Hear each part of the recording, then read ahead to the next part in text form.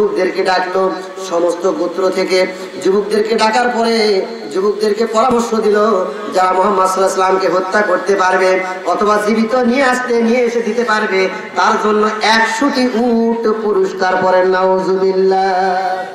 সাথে সাথে জিবরাইল আমিন এসে মুহাম্মদ সাল্লাল্লাহু আলাইহি ওয়াসাল্লামকে জানিয়ে দিলেন, ওগো নবী, বিশ্ব নবী মুহাম্মদ রাসূলুল্লাহ সাল্লাল্লাহু আলাইহি ওয়াসাল্লাম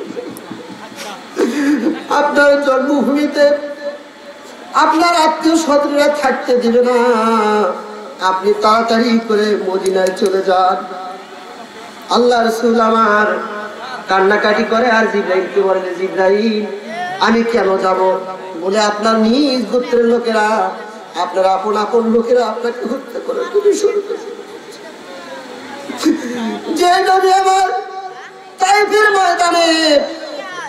ময়দানে অঝর ধারায় পাথরে খেলেন, যে নবী আমার পাথরের আঘাতে আঘাতে গোটা শরীরটা জর্জরিত হয়ে গেল, একদিন মায়েশা রাদিয়াল্লাহু তাআলা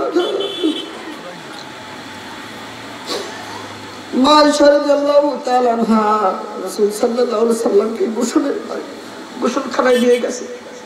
নিয়ে যাওয়ার পরে যখন তার গা থেকে গেঞ্জি খুললেন, খোলার পরে রাসূলের গায়ে দেখি আমার বসনের মতো গোটা শরীর কালো কালো হয়ে আছে।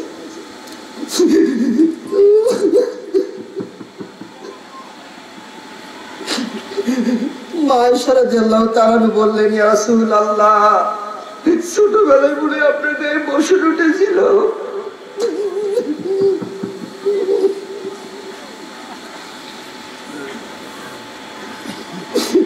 আল্লাহর নবী আমার চোখের পানি ফেলে আর চোখের পানি মুছে আর বলে, রে আয়েশা, আমার ছোটবেলায় কখনো বসন হয় নাই। আমার আপন লোকেরা আমি যখন ইসলামের দাওয়াত যখন দিতে যাইব, আমি মনে করেছিলাম আমার কাছের লোকগুলোই ইসলাম গ্রহণ করবে, কিন্তু না, আমি তাইফে যখন দাওয়াত দিতে গেলাম, রে আয়েশা, এই কাফিররা দুষ্ট ছেলেদেরকে লেগিয়ে দিয়ে বলল, ওটা পাগল, ওটাকে পাথর মারো।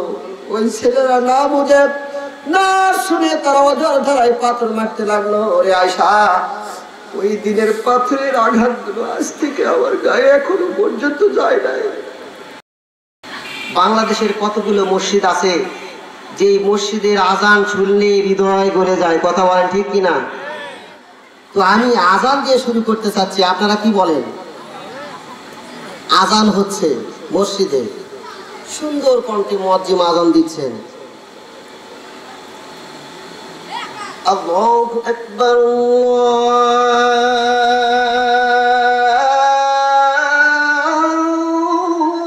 আল্লাহু আকবার।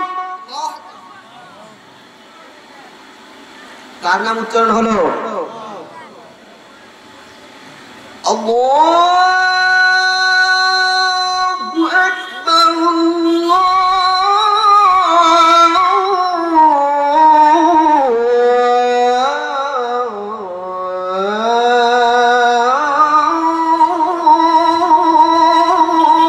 আল্লাহু আকবার।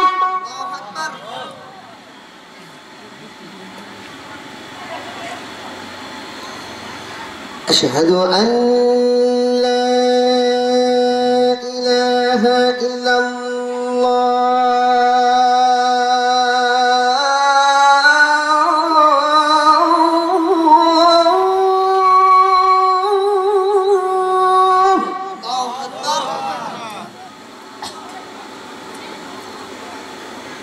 أشهد أن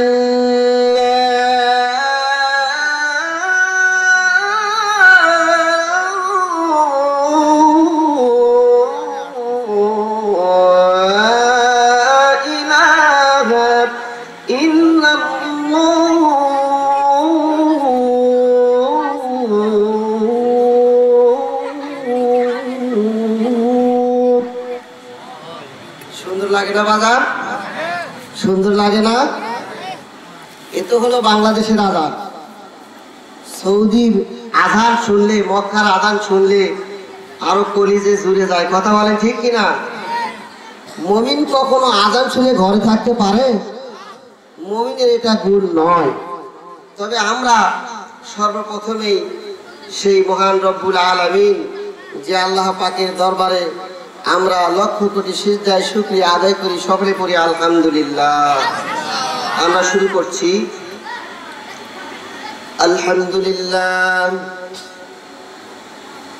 আলহামদুলিল্লাহি নাহমাদুহু ওয়া নাস্তাঈনুহু ওয়া নাস্তাগফিরুহু ওয়া নু'মিনু বিহি ওয়া নাতাওয়াক্কালু আলাইহি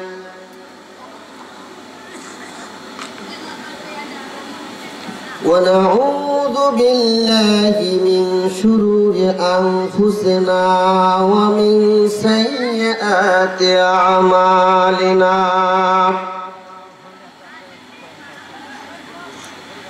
من يهده الله فلا مضل له ومن يضلله فلا هادي له ونشهد أن لا إله إلا الله وحده لا شريك له ونشهد أن سيدنا وحبيبنا ومولانا محمدا عبده ورسوله صلى الله عليه وسلم الذي أرسله بالحق بشيرا ونذيرا وداعيا إلى الله بإذنه وسراجا منيرا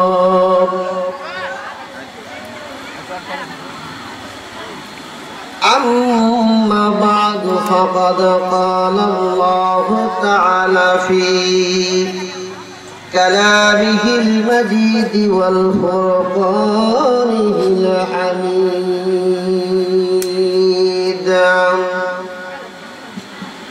أعوذ بالله من الشيطان الرجيم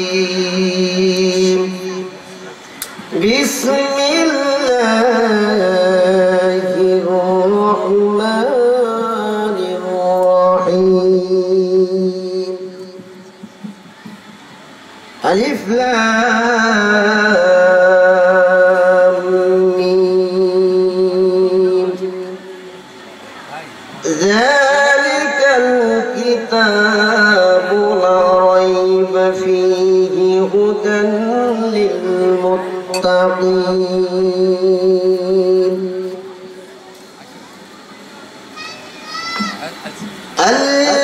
الذين يؤمنون بالغيب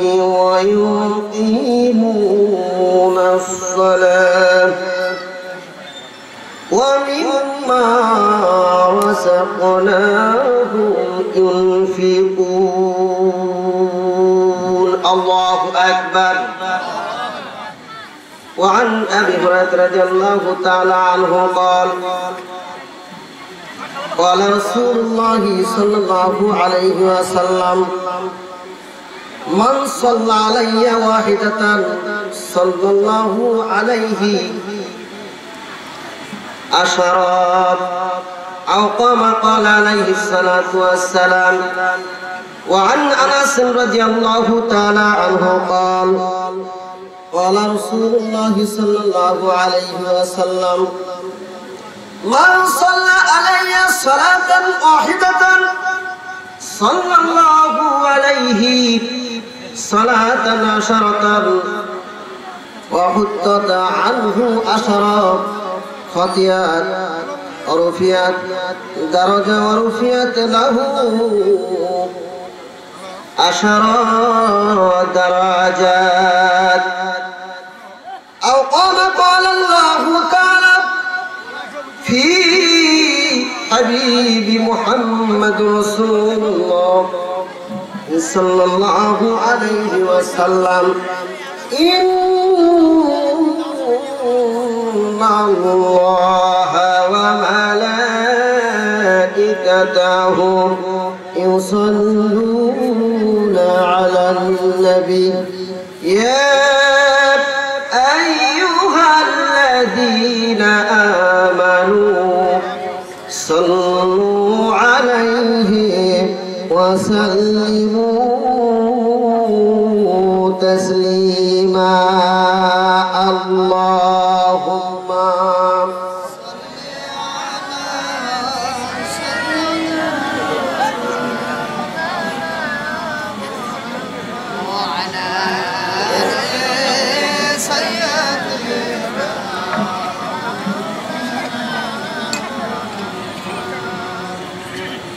اللهم صل على سيدنا مولانا محمد وعلى آل سيدنا شفيعنا محمد চিৎকার দিয়ে বলেন আল্লাহু আকবার আরো জোরে আল্লাহু আকবার আমরা সর্বপ্রথমে সেই মহান রব যিনি আমাকে আপনাকে পৃথিবীর সব কিছু যিনি সৃষ্টি করেছেন সেই মহান মাবুদের প্রতি লক্ষ কোটি সিজদায় আমরা শুকরিয়া আদায় করছি আমাদের জবান থেকে আমাদের কলিজার ভিতর থেকে অন্তরের অন্তরস্থল থেকে হৃদয় নিংড়ানো ভালোবাসা দিয়ে আমরা সকলে পড়ছি আলহামদুলিল্লাহ আরো জোরে বলুন আলহামদুলিল্লাহ হে বাবা হাদিস শরীফে আছে যদি কোন আল্লাহর বান্দা একবার যদি সুবহানাল্লাহ আলহামদুলিল্লাহ বলে তাহলে শিমাল থেকে জুনুব মাগরিব থেকে মাশরিক শিমাল থেকে জুনুব আসমান থেকে জমিন যত ফাঁকা জায়গা রয়েছে সব ফাঁকা জায়গাগুলি আল্লাহ রাব্বুল আলামিন নেকি দিয়া ওই বান্দার পূরণ করে দেয় পড়েন সুবহানাল্লাহ এত সওয়াবের কথা শুনে তাও এত আজকে আলহামদুলিল্লাহ আমি বুঝি না আরো জোরে বলতে আলহামদুলিল্লাহ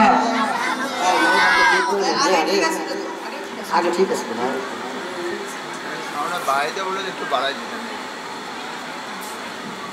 তাহলে আমরা পেলাম একবার যদি আমরা আলহামদুলিল্লাহ বলি তাহলে সমস্ত ফাঁকা জায়গাগুলি আমাদের নেকি দিয়া ভরপুর হয়ে যাবে পড়েন সুবহানাল্লাহ শুধু কি তাই আমরা এমন একটি জায়গার ভিতরে বসেছি পৃথিবীর মধ্যে সবচাইতে ভালো জায়গা যেই জায়গাটার নাম দেওয়া হয়েছে জান্নাত পড়েন সুবহানাল্লাহ কি নাম দেওয়া হয়েছে জান্নাত আল্লাহ রাসূল সাল্লাল্লাহু আলাইহি সাল্লাম বললেন ওগো নবী যেখানে কোরআনের বর্ণনা হয় যেখানে কোরআনের আলোচনা করা হয় ওগো নবী সেটাকে জান্নাতের বাগান কেন বলা হলো রাসূল পাক সাল্লাল্লাহু আলাইহি সাল্লাম আমার বললেন ওইখানে আল্লাহ রাব্বুল আলামিনের অসংখ্য ফেরেশতারা এসে তারা আপনাদের এই দিকে খেরের পালা দেখছেন এই খেরের পালা দেখছেন খেরের পালা খের নাই ধান কাটার পরে যেটা উচ্ছিষ্ট থাকে ওটাকে কি বলে খের এই খেরের পালা দেখছেন তো জি ও গার্মেন্ট গার্মেন্ট বলতেছেন উনি বোঝেন কিনা জানি না এবার শুনে কান লাগান গভীর লক্ষণীয় আমি আপনাদের পায়ে হাত দিয়ে বলবো আপনাদের একান্ত মনোযোগ আমি আমার দিকে চাচ্ছি আপনি একান্ত মনোযোগ আপনারা এইদিকে পেশ করুন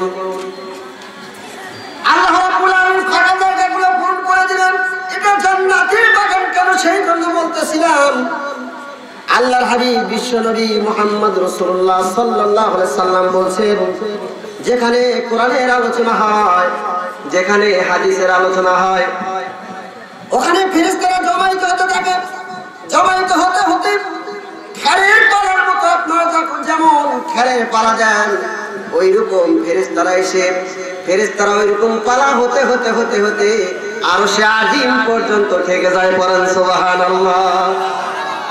এত আস্তে সুবহানাল্লাহ। আরশে আজিম পর্যন্ত ঠেকে যায়। আরশে আজিমের দরজা খুলে আল্লাহ রাব্বুল আলামিন বলেন, ও আমার ফেরেশতারা তোমাদের কি হয়েছে? আল্লাহকে ফেরেশতারা ডাক দিয়ে বলে, রব্বুল আলামিন ওই ভুজু বাড়ি ওখানে তাফসীরুল কোরআন মাহফিল হচ্ছে, তোমার বান্দারা বসে বসে কোরআনের আলোচনা শুনতেছে। ইয়া রব, কোরআনের আলোচনা সুন্দরভাবে শুনতেছে রব্বুল আলামিন। আল্লাহ যখন এই কথা ফেরেশতারা যখন আল্লাহর কাছে বলে, আল্লাহ বলে আমার ওই বান্দারা কি চায় আমার কাছে?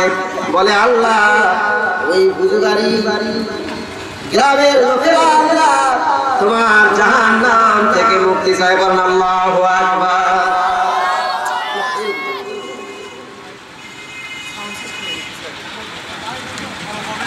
কি করতে হবে? তাহলে কার থেকে পানা চায়? জাহান্নাম থেকে পানা চায়। আল্লাহ ফেরেশতাদেরকে ডাক দিয়ে বলো, ফেরেশতারা তোমরা ওই মাহফিলের লোকজনকে বলো তারা জাহান্নাম দেখেছে নাকি? আপনি জাহান্নাম দেখছেন? আপনারা কথা বলেন, জাহান্নাম দেখছেন? জাহান্নাম আমরা কেউ দেখি নাই। আল্লাহ বললেন, ও আমার ফেরেশতারা যাও যাও যাও ওই মাহফিলে চলে যাও, ওখানে গিয়ে বলো তারা জাহান্নাম না দেখে জাহান্নামের ভয় করেছে, আমি আল্লাহ ওদের জন্য জাহান্নাম হারাম করে দিলাম। বলেন সুবহানাল্লাহ। শুধু তাই নয়, ফেরেশতারা বলে আল্লাহ ওখানে তোমার বান্দা তোমার কাছে জান্নাত চায়, নাজ নিয়ামত ভরা জান্নাত চায়। এবার ফেরেশতাদেরকে বলবো, ফেরেশতারা তোমরা বলো তো ওই মাহফিলের যত শ্রোতা ছিল, বক্তা যারা ছিল, ওরা নাকি আমার জান্নাত দেখেছে নাকি? বলেন আল্লাহ দেখে নাই, শুধু শুনেছে। এই শুনে আপনার জান্নাত কামনা করেন।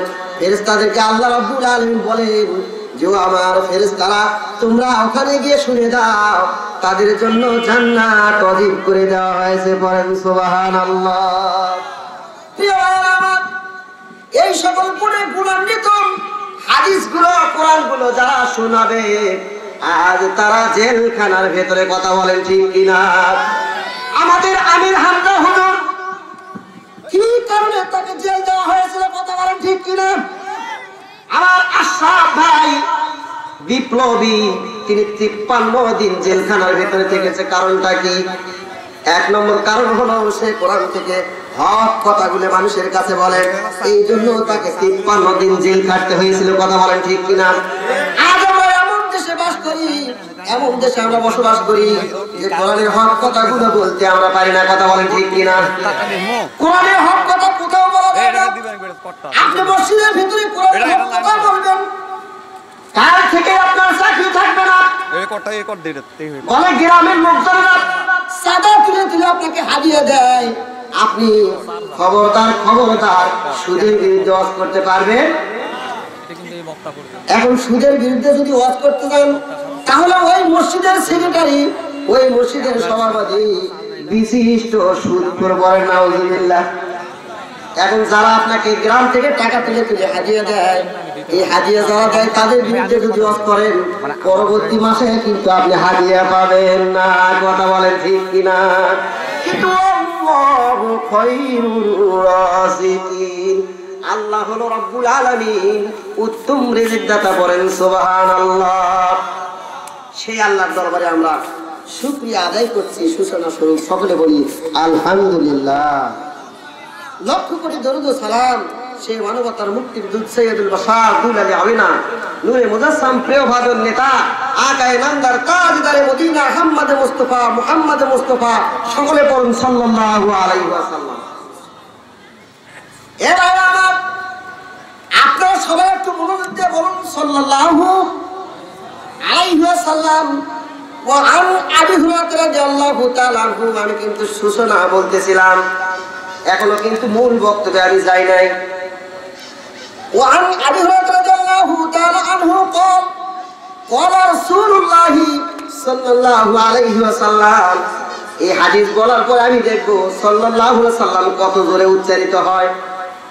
হযরত আবু হুরায়রা রাদিয়াল্লাহু তাআলা বলেন, মান সাল্লা আলাইয়া ওয়াহিদাতান, মান সাল্লা আলাইয়া ওয়াহিদাতান, যদি কোনো আল্লাহর বান্দা, যদি কোনো নবীর উম্মত যদি একবার যদি নবীর উপরে দরুদ পড়ে, সাল্লাল্লাহু আলাইহি আশারা, আল্লাহু আকবার, আল্লাহ তার উপরে 10টি রহমত বর্ষণ করে। পারেন আল্লাহু আকবার। কয়টি রহমত? 10টা। আপনি একবার দরুদ পড়লেন, একবার রাসূলকে সালাম প্রেরণ করলেন, আপনার উপর কয়টা রহমত? এটা হলো মুসলিম শরীফের হাদিস। আর একটু সামনের দিকে যান, নাসাই শরীফের হাদিস। وعن انس رضي الله تعالى عنه قال قال رسول الله صلى الله عليه وسلم من صلى علي صلاة واحدة الله اكبر من صلى علي صلاة واحدة যদি কোনো নবীর উম্মত, যদি কোনো আল্লাহর বান্দা একবার নবীর উপরে দরুদ পাঠ করে, তাহলে সাল্লাল্লাহু আলাইহি সাল্লাতান আশারাম, তার উপরে 10টি রহমত বর্ষণ করেন। আল্লাহু আকবার। এই হাদিসে আনাস রাদিয়াল্লাহু তাআলা আরো বলছেন যে হুত্তাত আনহু আশারা খতিয়াত, বলেন আল্লাহু আকবার। শুধু 10টি রহমত নয়, হযরত আনাস রাদিয়াল্লাহু তাআলা বর্ণনা করেন যে রাসূল পাক সাল্লাল্লাহু আলাইহি সাল্লাম বলেছেন, যদি কোনো বান্দা একবার যদি দরুদ শরীফ পেশ করে রাসূলের উপরে, তাহলে তার উপর 10বার রহমত বর্ষণ হয়। আর 2 নম্বরে হলো, যে ব্যক্তি একবার দরুদ শরীফ পাঠ করবে, খতিয়াত আনহু আশারা খতিয়াত, আল্লাহু আকবার, এবং ওই ব্যক্তির যত গুনাহ আছে, এই গুনার মধ্য থেকে নামি দামি গুনাহ, সবচাইতে উঁচু তরের গুনাহ, 10টি গুনাহ আল্লাহ রাব্বুল আলামিন তার আমলনামা থেকে কেটে দেয়। পড়েন সুবহানাল্লাহ। প্রথমে 10 বার রহমত বর্ষণ হলো, তারপরে 10টি গুনাহ মাফ হয়ে গেল। 3 নম্বরে আল্লাহ রাসূল সাল্লাল্লাহু আলাইহি সাল্লাম বলেন, কোন আমার উম্মত যদি আমার উপরে ভক্তি ভরে যদি একবার দরুদ শরীফ পড়ে, তাহলে আল্লাহ রাসূল বলছেন, অরফিআত লাহু আনহু আশারা দারাজাত। চিৎকার দিয়ে বলেন আল্লাহু আকবার। যদি কোনো আমার উম্মত যদি একবার আমার উপরে দরুদ শরীফ পাঠ করে, তাহলে পৃথিবীর বুকে 10টি 10 গুণ মর্যাদা তার বৃদ্ধি করে দেওয়া হয়। পড়েন সুবহানাল্লাহ। সালাত সালাম গো আমার, দরুদ সালাম গো আমার, কইও নবী মুস্তাফায়, তোমরা যদি যাও মদিনায়। ভালো লাগে না বাজান? ভালো লাগে? সালাত সালাম গো আমার, দরুদ সালাম গো আমার, কইও নবী মুস্তাফায়, তোমরা যদি যাও মদিনায়। মদিনার ওই পাক মাটি,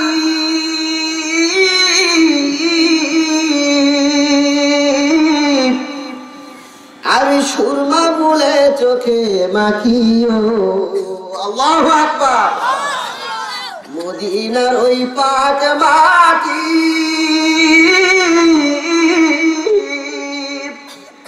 আমি সুরমা বলে চোখে মাখি গো।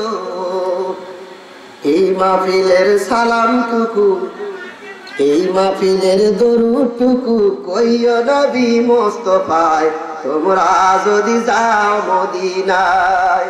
সালাত সালাম গো আমার, দরুদ সালাম গো আমার, কইও নবী মুস্তাফায়, তোমরা যদি যাও মদিনায়। কিবা গতটা আমাদের সাথে বলতে পারবেন না আপনারা?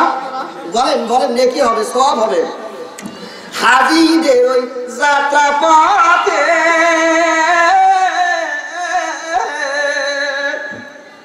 আমি দাঁড়িয়ে থাকি রাস্তার পাশে গো।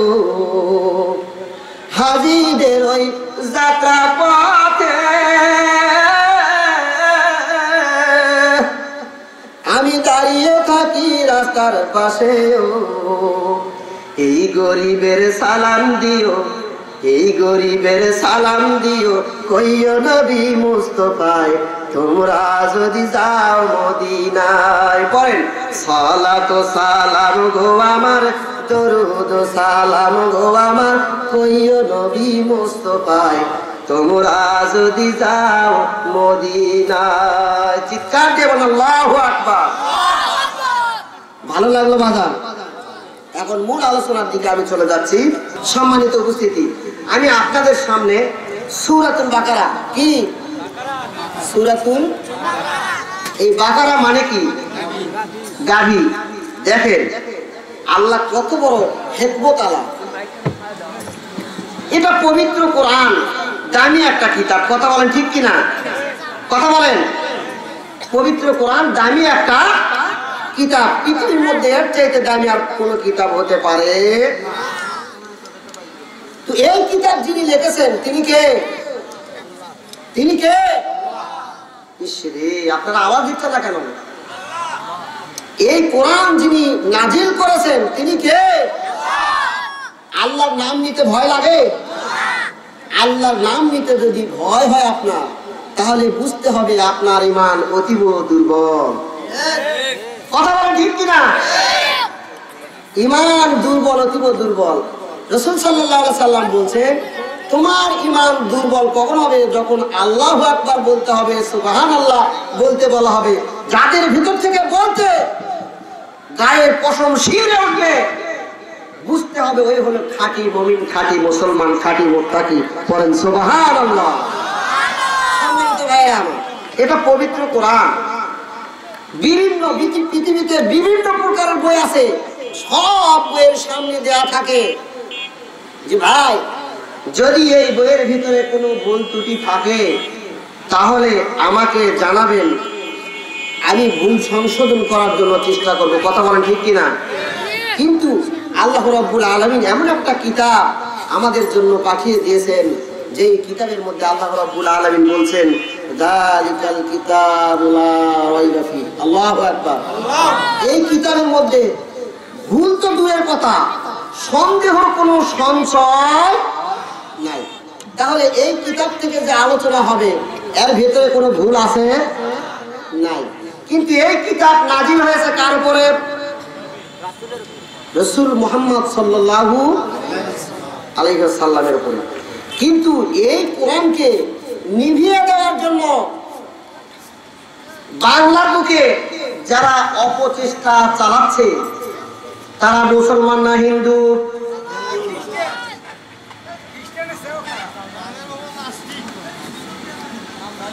নাস্তিক বলেন, আরো বলেন, মুরতাদ, কাফির, বেঈমান। ওদের কখনো ঈমান থাকতে পারে না। আপনারা জানেন যে এই কোরআনকে নিভিয়ে দেওয়ার জন্য দারুন নদওয়া নামক একটা বৈঠক গঠন করেছিলেন। সেই বৈঠকে আবু জেহেল ছিল মূল হোতা। কে? আবু জেহেল। কি নিভিয়ে দেওয়ার জন্য? এই কোরআনকে নিভিয়ে দেওয়ার জন্য আবু জেহেল একটা বৈঠক করেছিলেন। তাদের সকল গোত্রের নেতাদেরকে নিয়ে আবু জেহেল একটা বৈঠক গঠন করলেন। এই বৈঠকের নাম হলো দারুন নদওয়ার বৈঠক। কি বৈঠক? এই বৈঠক থেকে তিনি বলেছিলেন যে আমরা এই কোরআনের দাওয়াত মুহাম্মদ সাল্লাল্লাহু আলাইহি সাল্লামকে দিতে দেব না। এই জন্য আবু জেহেল তার সমস্ত সাথী সঙ্গীদেরকে নিয়ে পরামর্শ করলো কিভাবে কোরআনের আলো নিভে দেওয়া যায়, কিভাবে কোরআনের দাওয়াত যেন না পৌঁছে, কিভাবে একে দমন করা যায়, সেই চেষ্টা আমাদেরকে করতে হবে, নইলে কিন্তু আমাদের নেতাগিরি থাকবে না। কথা বলেন ঠিক কিনা? আজ দুনিয়ার বুকে, আজ এই বাংলার বুকে ইসলাম যেন কায়েম হতে না পারে, ইসলামী সমাজ যেন, ইসলামী রাষ্ট্র যেন কায়েম হতে না পারে, এই জন্য সর্বপ্রথম তারা আল্লামা দেলোয়ার হোসেন সাঈদীকে বন্দী করেছে। কথা বলেন ঠিক কিনা? কিন্তু এক সাইডই বন্ধ হলে কি হবে? হাজার হাজার লক্ষ লক্ষ সাইডি এখন বাংলার জমিনে তৈরি হয়ে গেছে। কথা বলেন ঠিক কিনা? আবু জেহেল বলল, কি করে এই কোরআনকে নিভে দেওয়া যায়, কি করে এই কোরআনকে স্তব্ধ করে দেওয়া যায়? এবার আবু জেহেল সমস্ত লোক লস্করকে নিয়ে দারুন নদওয়া নামক একটা ঘর, এই ঘরের মধ্যে বসে মিটিং করলো। মিটিং করে বলতেছে কিভাবে কোরআন নিভে দেওয়া যায়, কিভাবে কোরআনের আলোকে নির্বাপিত করা যায়। এই তো মুহাম্মদ সাল্লাল্লাহু আলাইহি সাল্লাম যেভাবে কোরআনের দাওয়াত দিচ্ছে, শত শত হাজার মানুষেরা ইসলাম ধর্ম গ্রহণ করতেছে। কিছুদিন পর তো আমাদের নেতাগিরি থাকবে না। কথা বলেন ঠিক কিনা? এই জন্য বাংলার জমিনে একজন জন্ম নিয়েছিল, তার নাম আল্লামা মিজানুর রহমান। কথা বলেন ঠিক কিনা? এই মিজানুর রহমান যখন তাফসীর করে, লক্ষ লক্ষ লোক, লক্ষ লক্ষ যুবকেরা তার তাফসীর শুনে শুনে তারা সমস্ত কিছু মোবাইলের সব কিছু বাদ দিয়ে তারা তার তাফসীর মোবাইলের মধ্যে শুনে। কথা বলেন ঠিক কিনা? ওই একই কায়দায় ওই আবু জেহেল ওই দারুন নদওয়া নামক বৈঠকে যেরকম আলোচনা করে, যেরকম মুহাম্মদ সাল্লাল্লাহু আলাইহি ওয়াসাল্লামকে মক্কা ছাড়তে বাধ্য করেছিল, ওই কায়দায় আল্লামা মিজানুর রহমান আজারীকেও দেশ ছাড়তে বাধ্য করেছে। কথা বলেন ঠিক কিনা? কিবা কথা মিলে যাচ্ছে না? এখন কথা যদি কোরআন হাদিসে মিলে যায়, আমার করার কিচ্ছু নাই। এখন আবু জেহেল বলল যে তাহলে তো মুহাম্মদ সাল্লাল্লাহু আলাইহি সাল্লামকে একটা ঘরের ভিতরে বন্দী করে রাখতে হবে, নইলে কিন্তু ইসলাম বেশি বেশি প্রচার হয়ে যাচ্ছে, মুসলমানের সংখ্যা দিন দিন বেড়ে যাচ্ছে। আর যদি কিছুদিন বেড়ে যায়, ওরা কিন্তু ইট পাটকেল দিয়ে আমাদের উপরে ঝেঁপে পড়েন। আল্লাহু আকবার। আর মুমিনের হাতের একটা ইটে পারমাণবিক বোমার চাইতেও শক্তিশালী। কথা বলেন ঠিক কিনা? সেই দিন আমার বন্ধু পুলিশ ভাইকে আমি জিজ্ঞাসা করলাম, ভাই তোমাদের হাতে তো অস্ত্র আছে? বলে হ্যাঁ। তাহলে তোমরা লাঠি, ছোট ছোট লাঠি আর ইট পাটকেল দেখে ভয় করো কেন? কয় ভাই গুলির চাইতে ওই ইট পাটকেল গুলো শক্ত বেশি। কথা বলেন ঠিক কিনা?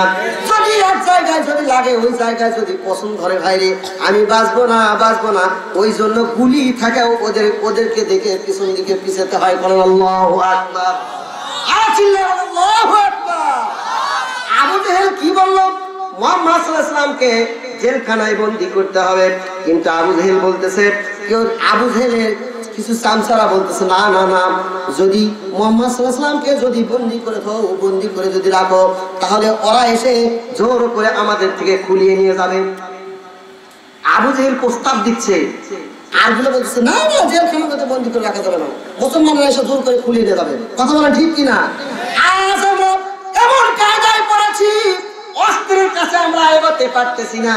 তোমাদের কত বড় ক্ষমতা আছে!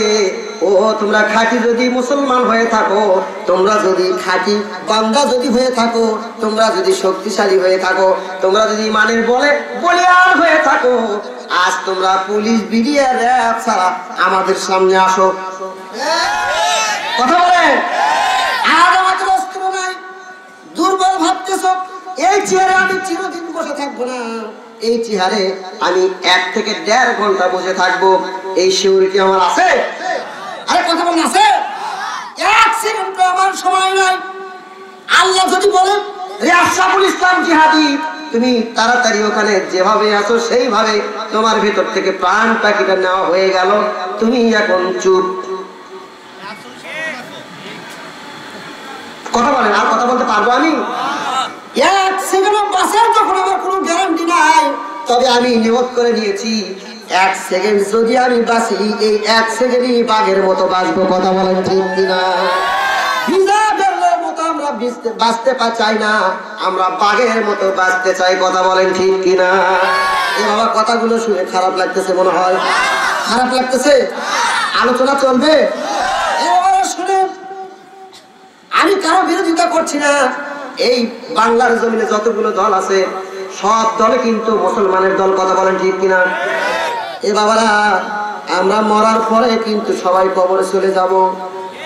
কার কবরে কেমন হবে আমরা কেউ জানি না, কিন্তু কবরে ভালো একটা বিছানা, ভালো একটা জান্নাতি খাবার আমাদের প্রয়োজন। কথা বলেন ঠিক কিনা? কবর জিন্দেগি যদি শেষ হয়ে যায়, তাহলে ফি নারি জাহান্নাম খালিদিন, চিরকালের জন্য তুমি জাহান্নামের মধ্যে পড়বে। পড়েন নাউযুবিল্লাহ। তাই আমি চাই না আমার একজন মুসলমান ভাই এই কোরআনের বিপক্ষে থাকার কারণে জাহান্নামে চলে যাক, এটা আমি চাই না। আমি চাই ভাই আসেন, আপনিও মুসলমান আমিও মুসলমান, আমরা সকলে কোরআনের রাজ তৈরি করি। কথা বলেন ঠিক কিনা? তাহলে আসেন, আবু জাহেল কি বলতেছে? আবু জাহেলের সাথীরা বলতেছে মুহাম্মদ সাল্লাল্লাহু আলাইহি ওয়াসাল্লামকে জেলখানার ভিতরে আটকে রাখতে হবে, বন্দী করে রাখতে হবে। এখন কেউ এসে বলতেছে না, বন্দী করা যাবে না, বন্দী করলে মুসলমানরা এসে তাকে কেড়ে নিয়ে চলে যাবে। আবার কেউ বলতেছে তাকে দেশ থেকে ত্যাগ করা হোক, তাকে দেশ থেকে তাড়িয়ে দেওয়া হোক। পরে নাউযুবিল্লাহ। ওদের ভিতরে কেউ বলতেছে দেশ থেকে তাকে তাড়িয়ে দেওয়া হোক। আবু জেহেল দেখেন কত বুদ্ধিমান, বলতেছে না না না, যদি দেশ থেকে তাকে যদি তাড়িয়ে দেওয়া হয় সেখানেও যায় কোরআনের দাওয়াত দিয়ে মুসলমানের সংখ্যা বাড়াবে। আল্লাহু আকবার।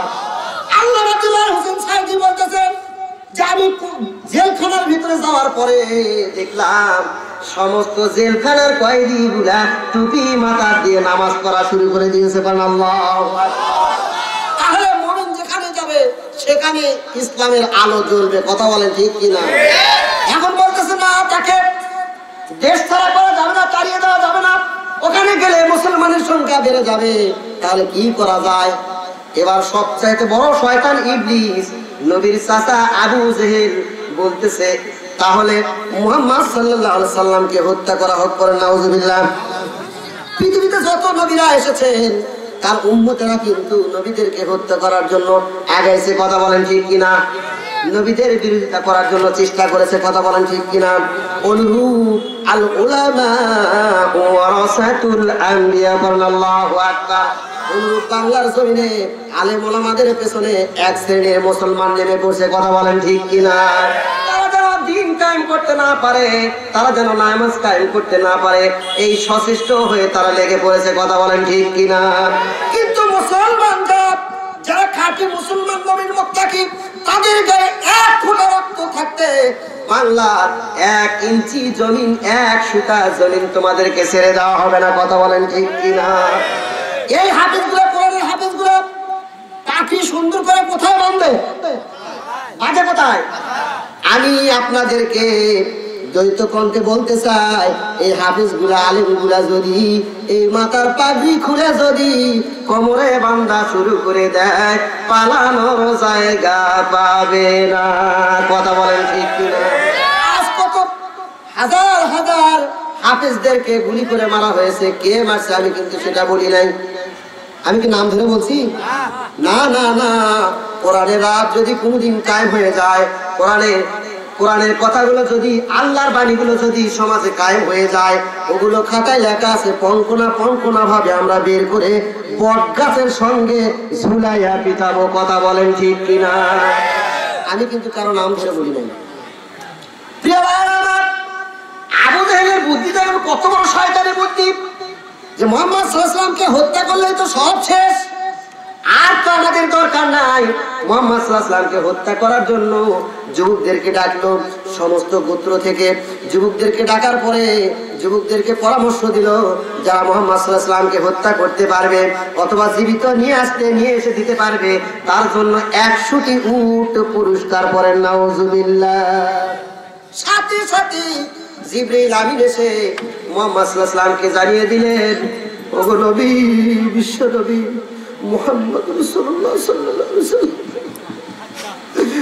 আপনার জন্মভূমিতে আপনার আত্মীয় স্বজনরা থাকতে দিবে না, আপনি তাড়াতাড়ি করে মদিনায় চলে যান। আল্লাহ রাসূল আমার কান্নাকাটি করে আর জিবরাইলকে বলে, জিবরাইল আমি কেন যাব? বলে আপনার নিজ গোত্রের লোকেরা, আপনার আপন লোকেরা আপনাকে হত্যা করার জন্য শুরু করেছে। যে নবী আমার তাইফের ময়দানে অঝর ধারায় পাথরে খেলেন, যে নবী আমার পাথরের আঘাতে গোটা শরীরটা জর্জরিত হয়ে গেল, একদিন মায়েশা রাদিয়াল্লাহু তাআলা মা আয়েশা রাদিয়াল্লাহু তাআলা আনহা রাসূল সাল্লাল্লাহু আলাইহি সাল্লামকে গোসলখানায় দিয়ে গেছে। দিয়ে যাওয়ার পরে যখন তার গা থেকে গেঞ্জি খুললেন, খোলার পরে রাসূলের গায়ে দেখি আমার বসনের মতো গোটা শরীর কালো কালো হয়ে আছে।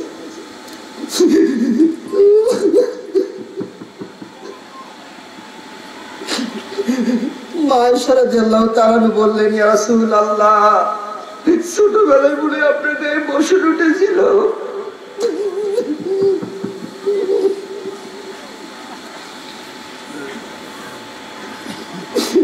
আল্লাহর নবী আমার চোখের পানি ফেলে আর চোখের পানি বসে আর বলে, রে আয়েশা, আমার ছোটবেলায় কখনো বসন হয় নাই। আমার আপন লোকেরা আমি যখন ইসলামের দাওয়াত যখন দিতে যাইব, আমি মনে করেছিলাম আমার কাছের লোকগুলোই ইসলাম গ্রহণ করবে, কিন্তু না, আমি তাইফে যখন দাওয়াত দিতে গেলাম, রে আয়েশা, এই কাফিররা দুষ্ট ছেলেদেরকে লেগিয়ে দিয়ে বলল, ওটা পাগল, ওটাকে পাথর মারো। ওই ছেলেরা না বুঝে না শুনে তারা অজর ধারায় পাথর মারতে লাগলো। ওরে আয়েশা, ওই দিনের পাথরের আঘাতগুলো আজ থেকে আমার গায়ে এখনো পর্যন্ত যায় নাই। হতভাগা উম্মতদের জন্য আর কি দিবে? সেই নবীর আজ আমরা বিরোধিতা করি, কথা বলেন ঠিক কিনা? শাহবাগ গণজাগরণ মঞ্চে নবীকে গালি দেওয়া হয়, কথা বলেন ঠিক কিনা? আর ওই শাহবাগের গণজাগরণ মঞ্চে এক শ্রেণীর পুলিশ ভাইরা আমার সেখানে গার্ড দেয় যেন কেউ যেন হামলা মামলা করতে না পারে, কথা বলেন ঠিক কিনা? আমার ভাইরা, ছোট্ট একটা ঘটনা বলি, যে ভারতে ঘটনা ঘটেছিল। নবীর প্রতি ভালোবাসা দেখেন, ভারতের একটি গ্রামে ঘটেছিল। একজন ঠাকুর, নাম হলো শ্রদ্ধানন্দ দাস। কি দাস? শ্রদ্ধানন্দ দাস। এই শ্রদ্ধানন্দ দাস আমার নবীকে গালি দিয়া একটা বই রচনা করেছিল। বইটির নাম দিয়েছিল রঙ্গিলা রসুল। কি রসুল? রঙ্গিলা রসুল। আপনারা ঘটনা শুনছেন কিনা জানি না, শুনে থাকলে ভালো, না শুনে থাকলেও ভালো। আপনারা দেখেন, একজন মুমিন রসুলের গালিকে কখনো সহ্য করতে পারে না। আজ আমরা মুসলমান, যেই দেশে 95% শতকরা 95% মুসলমান, সেই দেশে নবীকে গালি দেয়, আমার তো সহ্য হয় না, কথা বলেন ঠিক কিনা? আর দেখেন, ভারতে আল্লাহ রাসূলকে যখন গালি দিয়ে রঙ্গিলা রাসূল নবী যখন বই লিখলো, একজন মুসলমান ঘরের মা, তার 2 জন সন্তান ছিল। কয়জন সন্তান? সংক্ষেপ করে বলতেছি, শোনেন। দেখেন, আল্লাহ রাসূলকে যদি এখনো মুহাব্বত নিয়ে কেউ যদি গালি দেয়, যদি তাকে যদি ঠিক মতো শাস্তি দিতে পারেন, আল্লাহ রাসূল আপনাকে জান্নাতের দরজায় বসে থেকে রিসিপশন করবে, বসে আছে। পড়েন সুবহানাল্লাহ। ওই ভারতের ওই মহিলা 2টি সন্তান, একজনের বয়স হলো 9 বছর, আরেকজনের বয়স হলো 7 বছর। কয় বছর? এই 2টি সন্তান যখন বাজারে যখন গেলেন, তাদের বাবা বেঁচে নেই। মা বলল, বাবা, তোমার বাবা তো বেঁচে নেই, তোমরা ব্যাগটা নিয়ে বাজারে যাও একটু সদা করতে। এবার ব্যাগ নিয়ে যখন বাজারে গেলেন, গিয়ে দেখে একজন হকার এইরকম বই হাতে করে বই বেচতেছে, বলতেছে রঙ্গিলা রসুল, রঙ্গিলা রসুল। কিন্তু ভারতের হিন্দুরা চতুর্দিকে ভিড় করেছে, বইটি দেখে পড়েন নাউজুবিল্লাহ। এবার মুসলমানের ঘরের সন্তান, মা বললো, যাও বাজার করে নিয়ে আসো। বাজারে কিছু টাকা নিয়ে ব্যাগ নিয়ে বাজারে চলে গেলেন। বাজারে যাওয়ার পরে যখন দেখলেন যে মানুষের ভিড়, বই কিনতেছে, কি বই ওখানে ক্রয় কিনতেছে। এবার গিয়ে দেখলো যে রসুলের নামে গালি দিয়ে একটা বই লিখেছে, বইটি আমার রঙ্গিলা রসুল লিখেছে। এই জন্য রঙ্গিলা রসুল নাম দিয়ে রসুলের নামে কুমন্ত্রণা দিয়ে রসুলেরকে গালি দিয়ে এই বইখানা লিখেছে। এই বই তারা ওই ছেলে 2 জন পড়তে জানে না। এবার বাজার না করে মায়ের মুখে শুনেছে আমাদের প্রিয় নবী হযরত মুহাম্মদ রাসূলুল্লাহ সাল্লাল্লাহু আলাইহি সাল্লাম। সকলে পড়ুন সাল্লাল্লাহু আলাইহি ওয়াসাল্লাম। প্রিয় ভাইরা আমার, দেখেন কি করুণ কাহিনী। ওই সন্তান 2 জন একটা বই কিনে নিয়ে আসলো, বাজার আর করলো না। বাড়িতে যাওয়ার পরে মা বলল, বাবা, তুমি বাজার করলে না কেন? তোমরা বাজার কেন করে আনলে না? বলে, মা, তোমার মুখে শুনেছি বিশ্ব নবী রাহমাতুল লিল আলামিন হযরত মুহাম্মদ রাসূলুল্লাহ সাল্লাল্লাহু আলাইহি সাল্লাম আমাদের প্রিয় নবী। ওমা এই নবীকে গালি দিয়া একটা বই রচনা করেছে মা, আমরা সদা করি নাই, এই বই আমরা কিনে নিয়ে এসেছি। দেখো তো মা এই বইয়ের মধ্যে কি লিখেছে। দুইজন সন্তান বলতেছে, মাকে বলতেছে বইয়ে কি লিখেছে দেখো তো। এবার বই খুলে দেখতেছে রসুলকে আমার কত প্রকারের গালি দিয়েছে, ব্যঙ্গোক্ত করেছে। যেমন গণজাগরণ মঞ্চে যেমন গালি দিয়েছিল, তার চাইতে জঘন্য জঘন্য গালি দিয়ে ওই বইটি লিখেছে। ওই বইটি মা যখন পড়তেছে আর দুই চোখ দিয়ে দর দর করে পানি পড়তেছে। ছেলে দুটি বলতেছে, মা তুমি কাঁদো কেন, কি হয়েছে তোমার, মা বলো কি হয়েছে তোমার। এবার দুইজন সন্তানকে বুকের মধ্যে ধরে ধরে বলতেছে, বাবা তোরা যদি আমার প্রকৃত বৈধ সন্তান হয়ে থাকিস, তোরা যদি আমার বুকের যদি দুধ খেয়ে থাকিস, তাহলে শ্রদ্ধানন্দ দাস যে বই লিখেছে তাকে হত্যা করা না পর্যন্ত আমি তো তোদেরকে দুধের কসম দিলাম, ওই পর্যন্ত তোরা আমার সন্তান না। আল্লাহু আকবার। এখনো বাংলার জমিনে যদি ওইরকম মা যদি বের হয়, ওইরকম মা যদি প্রতিটি ঘরে ঘরে যদি আমাদের আসে, তাহলে একটা জালেমের বাচ্চাও কোরআনের বিপক্ষে কথা বলতে পারবে না। কথা বলেন ঠিক কিনা? আজ আমাদের ঈমান পাকা নয়, পোক্ত নয়, এই জন্য তো কোরআনের পক্ষে তারা কোরআন নিয়ে তারা কটূক্তি করতে পারে, রাসূলকে নিয়ে কটূক্তি করতে পারে, কেননা আমাদের ঈমান হলো কাঁচা। কথা বলেন ঠিক কিনা? প্রিয় ভাই আমার, মা বলতেছে আমার বুকের দুধের কসম লাগে, তোরা তাড়াতাড়ি করে চলে যান, এই শ্রদ্ধানন্দ দাসকে খুঁজে বের করে তাকে উচিত শিক্ষা না দেওয়া পর্যন্ত তোরা আমার কোলে আসবি না। বলেন আল্লাহু আকবার। মা যখন দুইটি সন্তানকে বের করে দিল, বের করে দেওয়ার পরে দুইটি সন্তানের পকেটে দেখেন, দুইটি সন্তানের পকেটে এবার দুইটি চাকু ধরে দিলেন। বলেন আল্লাহু আকবার। চাকু ছিলেন, চাকু আপনারা দেখি কি বলে আমি জানি না, কি বলে চাকু, যাকে গরু জব করে ওটাকে কি বলে, ছোরা, ছোরা অথবা চাকু। এই দুইটি সন্তানকে চাকু নিয়ে তাদের কোমরের ভিতরে চাকু দেখবেন, ডাকাতেরা কিন্তু দেখবেন এই কাঁচার মধ্যে এইখানে কিন্তু ছোরা রাখে, দেখা যায় না। ওই দুইটি সন্তান দুইটি চাকু নিয়ে বের হতেছে আর ভারতে ঘুরতেছে। শ্রদ্ধানন্দ দাসের বাড়ি কোথায়, শ্রদ্ধানন্দ দাসের বাড়ি কোথায়, এই গ্রামে যায় বলে শ্রদ্ধানন্দ দাসের বাড়ি কোথায়, ওই গ্রামে যায় বলে শ্রদ্ধানন্দ দাসের বাড়ি কোথায়। হিন্দুদের ঠাকুর রাস্তায় যায়, কোথায় শ্রদ্ধানন্দ দাসের বাড়ি। এইরকম করে তারা খুঁজতেছে, খুঁজতে একদিন, দুই দিন, তিন দিন, চার দিন, বন্ধুরা আমার মাসের পর মাস চলে যায়, ওই ছেলেরা পায় না। এ বাড়িতে একটু চা খায়, ও বাড়িতে একটু চেয়ে খায়, এরকম খেয়ে খেয়ে তারা দিন পারে দিচ্ছে। হঠাৎ সংক্ষেপ করে বলতেছি, সময় অতি অল্প। প্রিয় বন্ধুরা আমার, এই দুইটি সন্তান দেখলো, কিছু গ্রামের লোকজন এসে বললো, বাবা তোমরা যে শ্রদ্ধানন্দ দাসকে খুঁজতেছো, এই শ্রদ্ধানন্দ দাসের বাড়ি অমুক গ্রামে অমুক জায়গায়। পড়েন সুবহানাল্লাহ। সবাই একটু মুহাব্বতের সহিত জিকির করেন লা ইলাহা, জোরে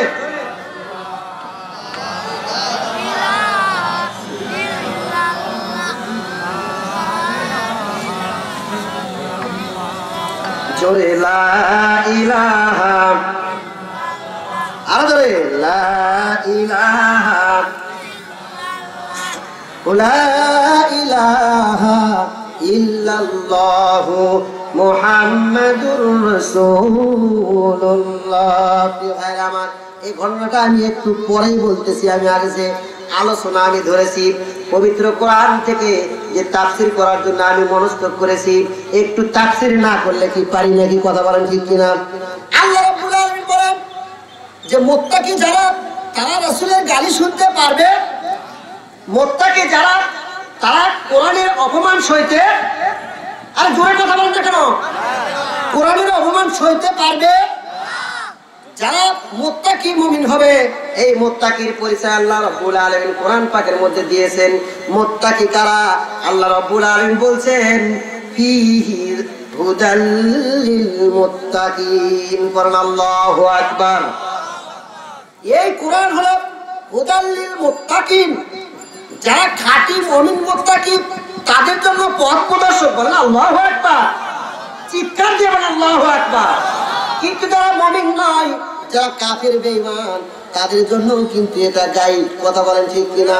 যদি আপনার হাতে যদি 1000 পাওয়ারের অথবা 100 পাওয়ারের যদি একটা টর্চ লাইট থাকে, টর্চ লাইট যদি থাকে, আর অমাবাস্যার রাত যদি আপনার সামনে এসে হাজির হয়, কোন রাস্তা আপনি চেনেন না, কোন জায়গায় ওই জায়গায় আপনি কোনোদিন যাননি, আপনার কাছে যদি 1000 পাওয়ারের একটা টর্চ লাইট থাকে, আপনি রাস্তা চিনতে পারবেন কি পারবেন না? রাস্তা চিনতে পারবেন না আলো দিয়ে?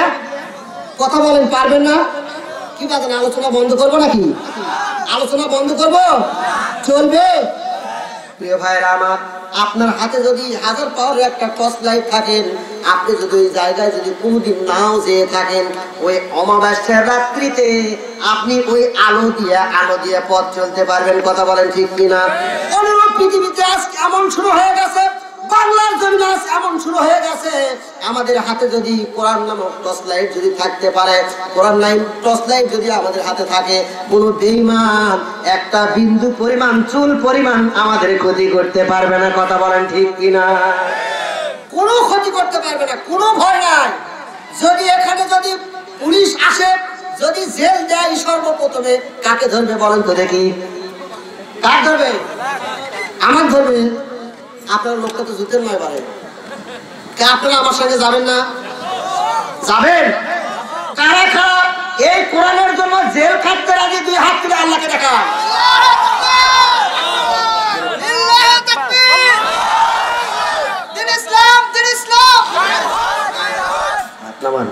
প্রিয় ভাইয়েরা, আমরা জেলখানায় যাওয়ার জন্য সর্বক্ষণ প্রস্তুত, কোনো ভয় নাই। কি বলতেছিলাম? হুদাল্লিল মুত্তাকিন, মুত্তাকিনদের জন্য পথ প্রদর্শক, বলেন আল্লাহু আকবার। এখন আসেন, মুত্তাকি তো শুনলেন, মুত্তাকি কারা? আল্লাহ রাব্বুল আলামিন পরের আয়াতে বলতেছেন, ওরাই হলো মুত্তাকি, আল্লাযীনা ইউমিনুনা বিল গায়ব, বলেন আল্লাহু আকবার। আল্লাযীনা, যারা ইউমিনুনা, ঈমান আনে, বিল গায়বের উপরে। এখন বিল গায়ব এমন একটা শব্দ কোরআনের মধ্যে, বিল গায়ব। এই বিল গায়বের ব্যাখ্যা যদি করি, সারা রাত ব্যাখ্যায় শেষ হবে না, বলেন আল্লাহু আকবার। তবে সংক্ষেপ করে আমি আপনাদেরকে বোঝাতে চেষ্টা করছি, বিল গায়ব কি জিনিস। বিল গায়বটা কি? মানুষ, পঞ্চেন্দ্রিয় মানুষ, 5টি ইন্দ্রিয়র সাহায্যে আমি আপনাদের গভীর মনোযোগ আমার দিকে আকর্ষণ করছি, নইলে কিন্তু আলোচনা আপনারা বুঝবেন। বিল গায়ব হলো ওই জিনিস, মানুষ 5টি ইন্দ্রিয়র সাহায্যে, যেগুলো দেখতে পায় না, চাখতে পায় না, ঘ্রাণ নিতে পারে না, অনুভব করতে পারে না, ওটাই হলো বিল গায়ব, বলেন আল্লাহু আকবার। একটু ব্যাখ্যা করে দেই। মানুষের পঞ্চেন্দ্রিয়, যেমন নাক দিয়ে কি কোনদিন আপনি শুনেছেন নাকি আল্লাহ আছে? এটা কি নাক দিয়ে শুনে কোনদিন আপনি অনুভব করছেন নাকি? করছেন? করেন নাই। কিন্তু সাইটে যদি কোনো কিছু মুড়ে পচে যায়, তাহলে ওর গন্ধ কিন্তু আপনার নাক পর্যন্ত আসে কি আসে না? কিন্তু আপনি কি চোখ দিয়ে সেটা দেখতে পান নাকি? দেখতে পারেন? দেখতে পারেন না। এটাই হলো বিল গায়ব নয়, এটা কিন্তু বিল গায়ব নয়, যেহেতু আপনি চোখ দিয়ে দেখতে পারতেছেন না, কিন্তু নাক দিয়ে আপনি শুনে বুঝতেছেন ওটা একটা বাসনা, করেন আল্লাহু আকবার। এটা কিন্তু গায়ব নয়। Come to the main point. এখন আসেন, মানুষের 5টি ইন্দ্রিয় লাভ গেল, এবার চোখ দিয়ে কিন্তু আপনি অনেক কিছু জিনিস দেখতেছেন, কিন্তু আপনি কি কোনদিন আল্লাহকে দেখেছেন নাকি? দেখছেন? এই সাইডের লোকেরা কথা বলেন, আপনারা মনে হয় দেখছেন আল্লাহ? দেখে থাকলে আমাদের একটু বলেন ভাই, আমরাও একটু দেখব। আল্লাহকে আমরা কেউ দেখি? আরো জোরে বলেন, দেখি না? তাহলে আমরা চোখ দিয়ে যেটা আমরা দেখতে পাই না, এটা কিন্তু বিল গায়ব, কথা বলেন ঠিক কিনা? আবার দেখেন, বাতাস যখন বহমান হয়ে যায়, মানুষের 5টি ইন্দ্রিয়, নাক, কান, মুখ, জিহ্বা, এগুলো দ্বারা যদি আপনি অনুভব করতে না পারেন, তাহলে বুঝতে হবে সেটা গায়ব। আচ্ছা বলেন তো দেখি, যে বাতাস আপনারা কখনো দেখেছেন নাকি? বাতাস দেখছেন? কেন? সাইকেলের চাকায়, মোটর সাইকেলের চাকায়, গাড়িতে, ট্রাকের চাকায়, বা বিভিন্ন ফুটবলে আপনারা কিন্তু হাওয়া ধরে রাখেন, বাতাস ধরে রাখেন, কথা বলেন ঠিক কিনা? কিন্তু দেখেননি তো, দেখছেন কোনদিন? কিন্তু দেখেন না, ওটাকে গায়ব করা যাবে না। এই জন্য যদি এখানে বাতাস যদি বহমান হয়, যদি বাতাস যদি আসে, তাহলে কিন্তু আপনার চামড়াই লাগলে আপনি অনুভব করতে পারবেন এটা বাতাস। পড়েন সুবহানাল্লাহ। ওই জন্য কিন্তু বাতাসকে বিল বয়ে বলা যাবে না। এবার আসেন, বাতাসকে বিল বয়ে বলা যাবে না। এবার আসেন, জিহ্বা কোন লবণ বা চিনি যদি পানিতে যদি মিশ্রণ করেন, পানিতে যদি মিশ্রণ করেন, তাহলে কি আপনি চিনি অথবা লবণ অথবা পানি আপনি দেখতে পান? লবণ আপনি দেখতে পান নাকি? দেখতে পান? এক মুষ্টি লবণ নিয়ে এক গাবলার মধ্যে, এক গাবলা পানির মধ্যে ঘুমটা দিয়ে আপনি ছেড়ে দিবেন, পরে আপনি লবণ দেখতে পাবেন না। তাহলে দেখতে যদি না পান, তাহলে কি তাকে বিল গয়েব বলা যাবে নাকি? বিল গয়েব হলো যা দেখা যায় না। কিন্তু এখানে আল্লাহ বিল গয়েব বোঝানোর জন্য আমি আপনাদেরকে বলতেছি যে বিল গয়েব হলো যা মানুষের পাঁচটি ইন্দ্রিয়ের সাহায্যে বোঝা যায় না, দেখা যায় না, চাকা যায় না, সেটাই হলো বিল গয়েব। কিন্তু লবণ আপনি পানির মধ্যে দিচ্ছেন, ওই পানি যদি আপনি হাতে নিয়ে যদি জিহ্বাতে দেন, সঙ্গে সঙ্গে ধরে ফেলে দিবে চিনি না লবণ। কথা বলেন ঠিক কিনা? দেখা যাচ্ছে না, কিন্তু অনুভব করা যাচ্ছে, জিহ্বায় চাকে বোঝা যাচ্ছে যে এটাই হলো লবণ বা চিনি। এখন আসেন, বাঁকা বাঁকা তেঁতুল আর সোজা সোজা ছোট্ট ছোট্ট মরিচ। মরিচ হলো ঝাল আর তেঁতুল হলো টক। কথা বলেন ঠিক কিনা? মরিচ হলো ঝাল, তেঁতুল হলো টক। ওই মেয়েটির সঙ্গে প্রেম করতে আমার বড় শখ। নাউজুবিল্লাহ। কথা বলেন যুবক ভাইরা, ঠিক আছে তো? ভাইরা আমার, আমি আল্লাহকে বুঝাতে চাচ্ছি বিল গয়েব কি জিনিস। একটা শব্দ শুধু খালি বুঝাতে চাচ্ছি আমি, বিল গয়েব হলো ওই জিনিস। এখন তেঁতুল আছে, ঝাল আছে, আপনি কিন্তু দেখে আপনি বলতে পারবেন না যে ওইটা তেঁতুল, ওইটা হলো মরিচ। আপনাকে বুঝতে হবে। বুঝতে হলে আপনাকে স্বাদ গ্রহণ করতে হবে। যখনই আপনি দিবেন, যখন আপনি জিহ্বাতে দিবেন, আপনি বলে দিবেন ওইটা তেঁতুল না মরিচ। কথা বলেন ঠিক কিনা? এখন আসেন মূল কারণ, আসল পয়েন্টের দিকে আসেন। আল্লাহ হলো বিল গয়েব। এই পাঁচটি ইন্দ্রিয়ের সাহায্যে মানুষ যেগুলো দেখতে পায় না, চাকতে পারে না, অনুভব করতে পারে না, এটাই হলো বিল গয়েব। আমার আল্লাহ হলো বিল গয়েব। করেন আল্লাহু আকবার। আল্লাহ রাব্বুল আলামিন বলতেছেন, মুত্তাকি হলো ওরাই যারা প্রথমে বিল গয়েবের উপরে বিশ্বাস করে, আমি আল্লাহকে বিশ্বাস করে ঈমান এনে 5 ওয়াক্ত নামাজ কায়েম করবে। করেন আল্লাহু আকবার। দেখেন, তাহলে বিল গয়েবের একটু ধারণা দিলাম। প্রিয় বন্ধুরা আমার, এখন মুত্তাকি কারা? 1 নম্বর হলো বিল গয়েবের উপরে বিশ্বাস স্থাপন করবে। 2 নম্বর হলো ওয়ায়ুকিমুনাস সালাহ। আল্লাহু আকবার। আর চিৎকার দিয়ে বলেন আল্লাহু আকবার। নামাজের বেলায় এত অনীহা কেন? 2 নম্বর গুণ হলো মুত্তাকি ওই ব্যক্তি হবে যে ব্যক্তি শীত হোক, গরম হোক, বসন্ত হোক, যেটাই হোক না কেন, বন্যা হোক, জীবন যতক্ষণ আছে ততক্ষণ পর্যন্ত, নিঃশ্বাস যতক্ষণ আছে ততক্ষণ পর্যন্ত নামাজ কায়েম করবে। আল্লাহু আকবার। এখন আমরা নামাজ কায়েম বুঝি কি জিনিস? আমরা মনে করি মসজিদে গিয়ে নামাজ পড়লে মনে হয় আমাদের নামাজ কায়েম হয়ে গেল।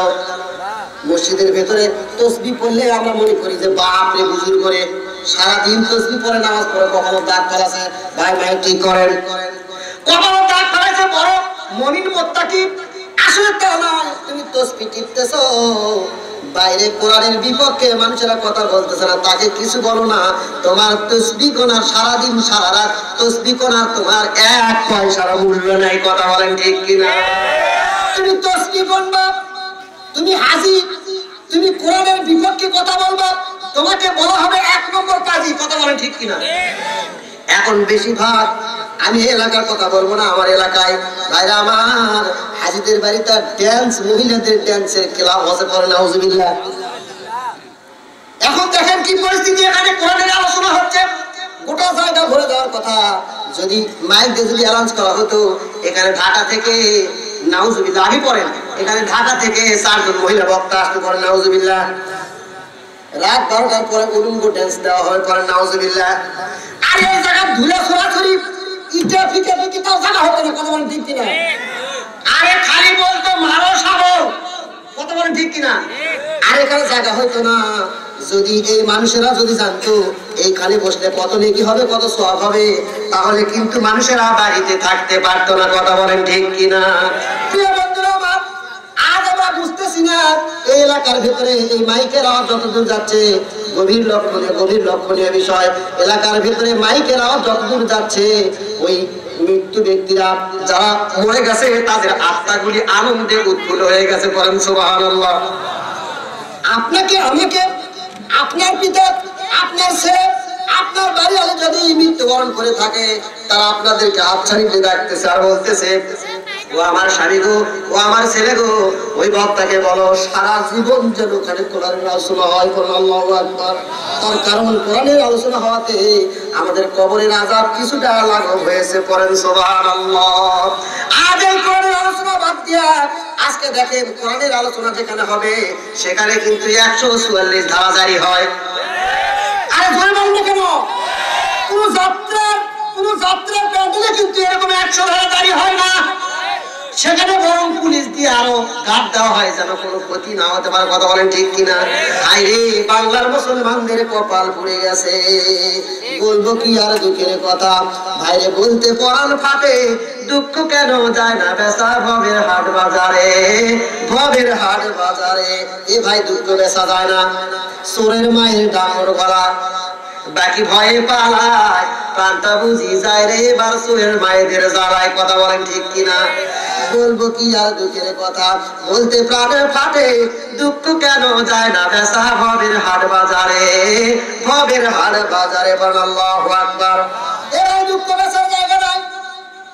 তাহলে মুত্তাকিদের 2 নম্বর, মুত্তাকি যারা হবে তাদের 2 নম্বর গুণ হলো তারা নামাজ প্রতিষ্ঠা করবে। কি করবে? নামাজ প্রতিষ্ঠা করবে।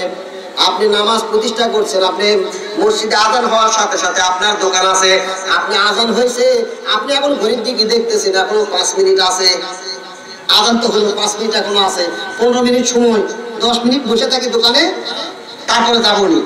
5 মিনিট থাকতে থাকতে আপনি দেখবেন আর 2 মিনিট আছে, এই দোকানের ঝাঁপ নামে থেকে আপনি চলে গেছেন, যে একেবারে আল্লাহু আকবার বলে ইমামের পিছনে ইক্তেদা করে একবার আল্লাহু আকবার বলে হাত বাঁধছেন। এখন ঝাঁপটা আপনি তরি গতিতে আপনি ঠেলে দিয়ে আসছেন, এখন এই দোকানে চাবি করতে হবে।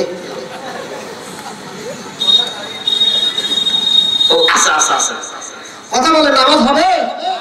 হবে না। আযান হওয়ার সঙ্গে সঙ্গে আপনাকে মসজিদে যেতে হবে, আল্লাহ তাআলাকে সিজদা করতে হবে।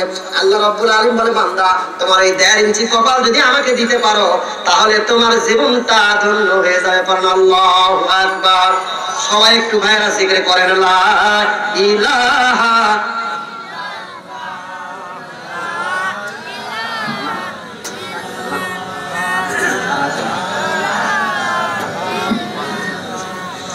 লা ইলাহা, জোরে লা ইলাহা, লা ইলাহা ইল্লাল্লাহু মুহাম্মাদুর রাসূলুল্লাহ। প্রিয় ভাইরা আমার, তাহলে 1 নম্বর গুণ হলো গায়বের প্রতি বিশ্বাস স্থাপন করবে, 2 নম্বর হলো নামাজ প্রতিষ্ঠা করবে, 3 নম্বরে আল্লাহ রাব্বুল আলামিন বলেন ওয়া মিম্মা রাযাকনাহুম ইউনফিকুন। আল্লাহু আকবার। আরো জোরে বলুন আল্লাহু আকবার। আল্লাহ রাব্বুল আলামিন বলেন, বান্দা আমি যা তোমাকে রিজিক স্বরূপ দান করেছি, এই রিজিক থেকে আল্লাহর রাস্তায় বেশি বেশি করে দান করবে। বলেন আল্লাহু আকবার। এখন আমরা দান করি, দান করার ক্যাপাসিটি দেখেন, সবার জন্য আদায় করতে গেছে পুরো তুমি একটা 2 টাকা নোট দিয়ে করতে যাও নিয়ে কত সবার দিলাম।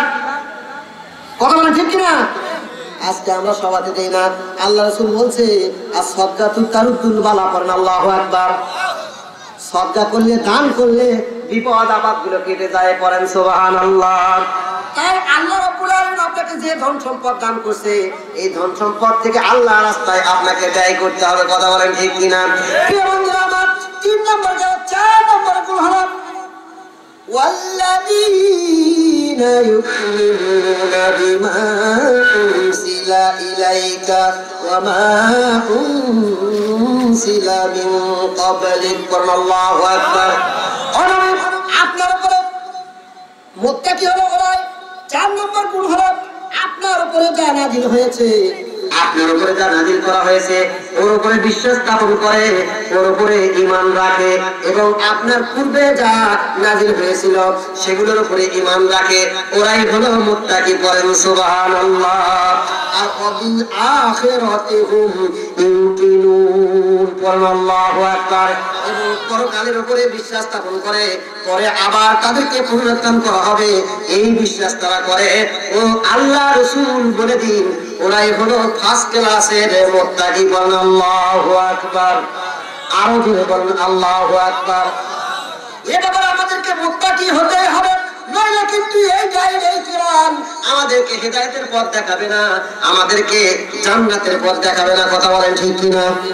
আমি কোথায় তো রেখেছিলাম, ওই যে আবু জেহেল বলতেছে যে মুহাম্মদ সাল্লাল্লাহু আলাইহি সাল্লামকে দেশ তাড়াতে হবে, আবার কেউ বলতেছে না না না মুহাম্মদ সাল্লাল্লাহু আলাইহি সাল্লামকে সমূলে হত্যা করতে হবে, নইলে কিন্তু কোরআন বন্ধ করা যাবে। এখন কোরআনের কথা যদি বলেন আপনার হাতে হ্যান্ডকাপ দিয়ে জেলখানায় নিয়ে যাবে, এই বলে কি মুমিন ঘরে বসে থাকবে নাকি? মুমিন কখনো ঘরে বসে থাকতে পারে না। মুমিন কোরআনের জন্য তাদের বুকের জামা খুলে বুকটা বের করে দিবে, গুলি দিয়ে যদি সাজরাও করে দেয় তার মুখ থেকে একটি শব্দ বের হবে, আল্লাহু আকবার আল্লাহু আকবার। কথা বলেন ঠিক কিনা? যদি কোরআনের জন্য যদি আপনি খাইতে পারেন, এই বিলে কিন্তু আমি বলতেছি না আপনারা ওই গুলির সামনে গিয়ে বুক পাতায়া দেন না। যখন এমন সিচুয়েশন আসবে, এমন সময় যখন আসবে, আমাদেরকে কিন্তু ময়দানে নামতে হবে। কথা বলেন ঠিক কিনা? ময়দানে না নামা পর্যন্ত আমাদের দেশে কখনো কোরআনের রাজ তৈরি হবে না। কথা বলেন ঠিক কিনা? আর বসে থাকার সময় নয়, সময় শেষ, দিন শেষ। পরকালে আমাদেরকে আল্লাহর কাছে জবাবদিহিতা করতে হবে, আল্লাহর কাছে ধরা দিতে হবে। এই জন্য কোরআনের রাজ তৈরি করার জন্য বিশ্বনবী মুহাম্মদ সাল্লাল্লাহু আলাইহি সাল্লামের দেখানো পথে আমাদেরকে চলতে হবে। কথা বলেন ঠিক কিনা? কোন বাতিলের ভয়ে আমরা ঘরে বসে থাকতে পারবো? আসুক না যত বাধা, যত ঝড় সাইক্লোন, রাসূলের পথে মোরা চলবই, এই জীবন বাজি রেখে দিনের নিশান মোরা বাংলার আকাশে উড়াবই। আল্লাহু আকবার। তাহলে যত ঝড় আসুক, যদি কামান আমাদের সামনে যদি সেট করা থাকে, তবুও আমরা রাসূলের দিন কায়েম করবই। কথা বলেন ঠিক কিনা? এবার আমরা স্পষ্ট দেখতে পাচ্ছি আল্লাহ রাসূল সাল্লাল্লাহু আলাইহি সাল্লাম মক্কা থেকে যখন মদিনায় হিজরত করেছিল, কিছুদিনের মধ্যে কিন্তু মক্কা বিজয় হয়ে গিয়েছিল। কথা বলেন ঠিক কিনা? এ বাবারা, যাদের কারণে আজকে আল্লামা মিজানুর রহমান আজহারী বাংলাদেশে বিদেশে যখন হিজরত করেছে, তার মানে রাসূলের কায়দা ওইরকম কায়দায় বোঝা যাচ্ছে বাংলার জমিনে অসেরি কোরআনের রাজ তৈরি হয়ে যাবে। কথা বলেন ঠিক কিনা? তাহলে আবু জেহেল বলল তাকে হত্যা করা হোক, এবং আবু জেহেল কিছু সংখ্যক তাদের সঙ্গী সাথীদেরকে নিয়ে ঘোষণা করলো মুহাম্মদ সাল্লাল্লাহু আলাইহি ওয়াসাল্লামকে যদি জীবিত অথবা মৃত যদি এনে দিতে পারো তাহলে 100টি উট তাকে পুরস্কার দেওয়া হবে। এই বলে যখন রাসূলের কাছে যখন এই সংবাদ যখন পৌঁছে গেল, রাসূল সাল্লাল্লাহু আলাইহি ওয়াসাল্লাম ওই রাত্রি তার আপন চাচাতো ভাই আলীকে তার কাঁথা দিয়ে ঢেকে রেখে আলীকে বলল, আলী এই যে কিছু স্বর্ণ আর কিছু ইয়েতিম মিসকিনদের কিছু পাওনা আমার কাছে আছে, এই আমানত তুমি পৌঁছে দিবে, আমি চললাম মদিনার দিকে। পড়েন আল্লাহু আকবার। নবী আমার মদিনার দিকে চলে, আস্তে আস্তে করে গভীর রাত্রিতে আবু বকরের বাড়ির দরজার সামনে, গেটের সামনে, দরজার সামনে গিয়া আবু বকর বলে ডাক দিতে হয় নাই, শুধু ঠক করে একটা ঠোকা দিয়েছে। বলেন আল্লাহু আকবার। আবু ঠক করে ঠোকা দেওয়ার সঙ্গে সঙ্গে আবু বকর দরজা খুলে বলতেছে, লাব্বাইক ওয়া সাদাই ইয়া রাসূলুল্লাহি সাল্লাল্লাহু আলাইহি সাল্লাম, আমি আপনার খেদমতে হাজির। আবু বকরকে রাসূল সাল্লাল্লাহু আলাইহি সাল্লাম চোখের পানি ছেড়ে দিয়ে বলতেছে, আবু বকর আমি তো তোমাকে ডাক দেই নাই, আমি তো তোমাকে ডাকি নাই, আমি তো তোমাকে ডাকি নাই, তুমি কেমনে চেতন পেলে? তুমি ঘুমিয়েছিলে গভীর রাত। বলতেছি, ইয়া রাসূলুল্লাহ আপনি আমাকে একদিন ইঙ্গিত করেছিলেন যে আবু বকর আমাদেরকে হয়তো হিজরত করতে হবে। ইয়া রাসূলুল্লাহ আমি ওই থেকে কোনদিন বিছানায় আমি রাতে ঘুমাই না। আল্লাহু আকবার। চিৎকার দিয়ে আল্লাহু আকবার। তাহলে আবু বকর তুমি কেন ঘুমাও না? বলতেছি, ইয়া রাসূলুল্লাহ আপনি যদি আমাকে এসে ডাকেন, আর যদি কাফের বেঈমানেরা যদি ওই ডাক শুনতে পায়, ইয়া রাসূলুল্লাহ আপনাকে অপমান করবে, আপনাকে শেষ করে ফেলে দিবে। ওই জন্য আমি আবু বকর ওই থেকে ঘুমাই নাই। কারণ আল্লাহু আকবার।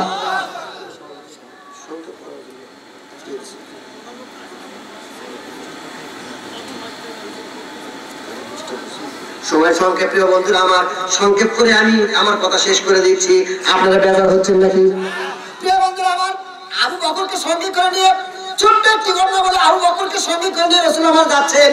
যাইতে যাইতে একদিন, 2 দিন, 3 দিন যাওয়ার পরে আবু বকরের গলা ধরে বলতেছে, আবু বকর আমার পেটে আর কোনো কিছু খাবার নাই।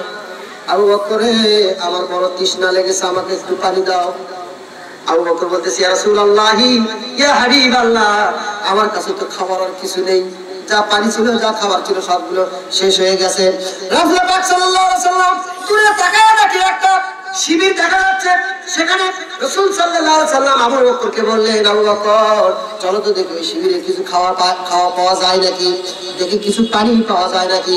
গিয়ে দেখে একজন ফোকলা জাতের বুড়ি ওই শিবির থেকে বের হয়ে আসতে। পড়েন সুবহানাল্লাহ। এবার আমার আল্লাহ রাব্বুল আলামিন হাবিব কিন্তু এই পৃথিবীতে রহমত স্বরূপ এসেছে, এটা ভুলে গেলে চলবে? এটা ভুলে গেলে চলবে না। আজ আমার রাসূল দেখেন কি রকম রহমত। ওই বুড়ি বের হয়ে বলতেছে, বাবা তোমরা কি চাও? বলতেছে, মাগো উনি হলো আমার সাথী আবু বকর, আর আমি হলো আল্লাহর প্রেরিত রাসূল বিশ্ব নবী হযরত মুহাম্মদুর রাসূলুল্লাহ। সকলে পড়ুন সাল্লাল্লাহু, আর চিৎকার দিয়ে বলুন সাল্লাল্লাহু। প্রিয় ভাইরা আমার, এবার বলতেছে, মাগো আজ 3 দিন যাবত আমাদের কোনো খাবার নাই, পানিও নাই, আমাকে যদি একটু পানি দাও মা, আমি পানি খেয়ে আমাদের কলিজা একটু ঠান্ডা করব। বলতেছে, বাবা আমার ঘরে যেটুকু খাবার ছিল এইটুকু খাবার খেয়ে আমার ছেলেরা, আমার সন্তানেরা এইটুকু খাবার খেয়ে বকরি, ছাগল, ভেড়া, উট, দুম্বা তারা চড়াইতে গেছে। পড়েন সুবহানাল্লাহ। বাবা আমার ঘরে তো কিছু নাই, কিছু নাই। না, রাসূল পাক সাল্লাল্লাহু আলাইহি সাল্লাম ওই তাবুর সাইডে কিছু দূর দেখলেন একটা ছাগল বান্ধা আছে। ছাগল কথা বলেন, কি বান্ধা আছে? ছাগল। এবার বুড়িমাকে ডাক দিয়ে বলতেছে, বুড়িমা ওই যে একটা ছাগল দেখা যায়, বুড়িমা তুমি যদি অনুমতি দাও ওই ছাগলটা দহন করে আমি কিছু দুধ খেয়ে আমার কলিজাটা ঠান্ডা করবো। বলেন আল্লাহু আকবার। আমার 3 দিন যাবত কিছু খাই নাই, আবু বকর কিছু খাই নাই। এবার বুড়িমা বলতেছে, বলে কি এটা পাগল নাকি? ছাগল এখনো কোনোদিন বাচ্চা হয় নাই, কিছু হয় নাই, ওই ছাগল কিভাবে দুধ দিবে? আল্লাহ রাসূল সাল্লাল্লাহু আলাইহি সাল্লাম বলতেছে, মা আপনি শুধু আমাকে শুধু খালি অনুমতি দেন। কি দেন? অনুমতি দেন। আমি অনুমতি পেলে আমি দুধ দুয়ে আমি খাবো। এবার বলতেছে, বাবা তোমরা কি পাগল হচ্ছ নাকি? ছাগলের কোনদিন দুধ হয় নাকি? যাই কোনদিন বাচ্চা দিল না, কিছু দিল না, তার দুধ হবে কেমন করে? বলতেছে, মা দুধ বের করার দায়িত্ব আপনার, শুধু চাই আমি অনুমতি। এবার বলতেছে, বাবা তোমাকে অনুমতি দেওয়া হলো। এবার আবু বকরকে বললেন, আবু বকর তুমি ওই ছাগলের পেছনের 2টা পা শক্ত করে ধরো। কারণ আল্লাহু আকবার। বুড়িমাকে বললেন, বুড়িমা ছোট্ট একটা বাটি আমাকে দাও। ছোট্ট একটা বাটি দেওয়ার পরে রাসূল পাক সাল্লাল্লাহু আলাইহি সাল্লাম ওই বাটি নিয়ে গিয়ে ওই ছাগলের নিচে রেখে দহন করা শুরু করে দিলেন। কারণ আল্লাহু আকবার। ছাগলের উপরে, ছাগলের পিঠের উপরে হাত দিয়ে বলতেছে, ছাগল আমরা দিন কায়েমের জন্য মক্কা থেকে মদিনায় হিজরত করতেছি, রাস্তার মধ্যে কোনো খাবার আমাদের নাই, ওই আল্লাহ রহমতে ওই আল্লাহর দিকে তাকায়া ছাগল তুমি আমাদেরকে দুধ দাও, এই দুধ খেয়ে আমরা কিছু তৃপ্তি পাই। বলেন আল্লাহু আকবার। আল্লাহর নবী যখন ওই ছাগলের পিঠের উপরে যখন হাত রাখলেন, হাত দিয়ে যখন দহন শুরু করলেন, দুইতে দুইতে 1 বাটি দুধ তিনি দুয়ে ফেলে দিয়েছে। বলেন আল্লাহু আকবার। শুধু ওই বাটে খালি হাত দেওয়া আর দুধ বের হয়ে চলে আসে। তার মানে ওয়ামা আরসালনাকা ইল্লা রাহমাতান লিল আলামিন। আল্লাহু আকবার। এবার 1 বাটি দুধ দহন করার পরে বুড়িমার কাছে নিয়ে গিয়ে বলতেছে, বুড়িমা তুমি আগে খাও। করেন আল্লাহু আকবার। বুড়িমাকে খাওয়ায়া আবার 1 বাটি দুধ দহন করে আবু বকরকে বলতেছে, আবু বকর তুমি 1 বাটি খাও। করেন আল্লাহু আকবার। এবার তৃতীয়বার বাটি নিয়ে গিয়ে যখন দহন করলেন, বাটিতে দুধ নিয়ে আল্লাহ রাসূল সাল্লাল্লাহু আলাইহি সাল্লাম খাইলেন, আল্লাহর শুকরিয়া আদায় করলেন।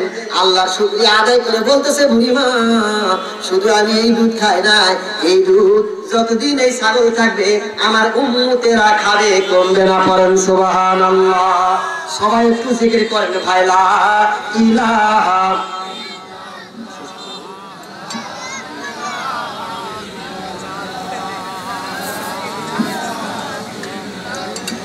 লা ইলাহা ইল্লাল্লাহু মুহাম্মাদুর রাসূলুল্লাহ। 10টা পর্যন্ত আমাকে সময় দেওয়া হয়েছে, কিন্তু আমি আর কথা বলবো 4 মিনিট। ওই যে ভারতের ঘটনা না শুনলে আপনারা মিস করবেন, শুনবেন?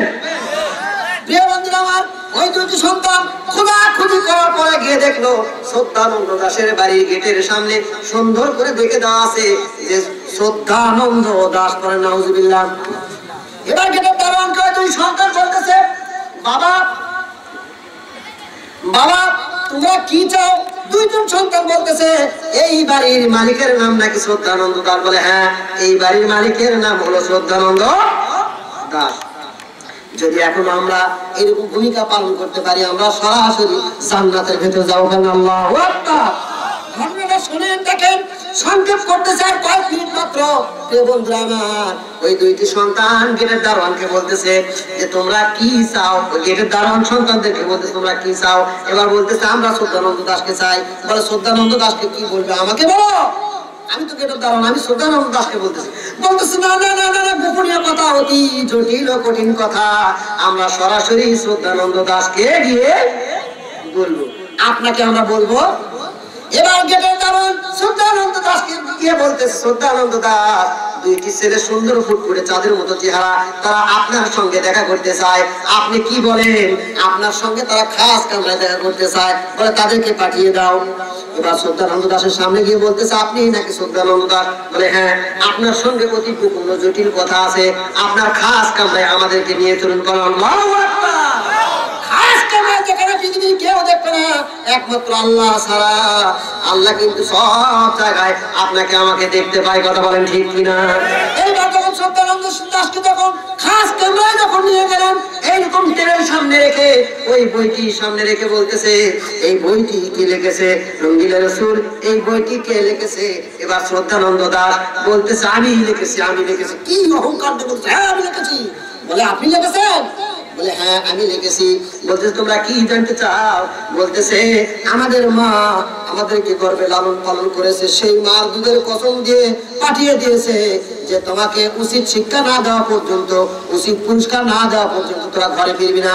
আজ 3 মাস হয়ে গেল আমরা তোমাকে খুঁজতেছিলাম, তোমাকে পেয়েছি। এবার আদরের সঙ্গে তোমার সঙ্গে আমরা কিছু কথা বলবো। এবার বলতেছে কি কথা বলবে? এবার বলতেছে এই রঙ্গিলা রাসূল বইটি কি আপনি লিখেছেন? বলে হ্যাঁ আমি লিখেছি। বলে সত্যি আপনি লিখেছেন? বলে হ্যাঁ। 3 বার যখন এরকম জেরাজেরি করছে, করার পর যখন শ্রদ্ধানন্দ দাস 3য় বার যখন বলতেছে আমি লিখেছি, এবার ছোট ভাই বড় ভাইকে বলতেছে যে ভাই এবার শুরু করো। বড় ভাই ছোট ভাইকে বলতেছে ভাই এবার তাহলে আমিও শুরু করলাম।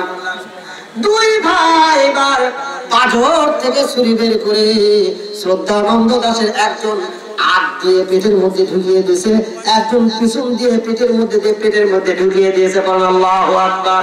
শুধু তাই নয়, ওই ছুরি দিয়া পেশাপেশি করতে করতে করতে করতে যখন শ্রদ্ধানন্দ দাস যখন দুনিয়া থেকে যখন বিদায় নিয়ে চলে গেছে, ওই শ্রদ্ধানন্দ দাসকে ঘরের ভেতরে তাকে শোয়াইয়া গোস্ত টুকরো টুকরো করে কেটে বস্তা বন্দি করেছে। আল্লাহু আকবার। আল্লাহ রাসূলকে গালি দেওয়ার শাস্তি দেখো কিরকম হয়। যখন গোস্ত যখন তারা বস্তা বন্দি করেছে, বস্তা বন্দি করে বড় ভাই বলতেছে যে বড় ছোট ভাই বলতেছে বড় ভাই তুমি এই বস্তা খায় নাও, এই গোস্ত আমরা পুরবো, আমার মায়ের সামনে এই গোস্ত নিয়ে গিয়ে পুরবো, নইলে মা কিন্তু শান্তি পাবে না। আজ আমরা আমাদের জীবন বিলিয়ে দিব, কিন্তু মাকে আমরা বলবো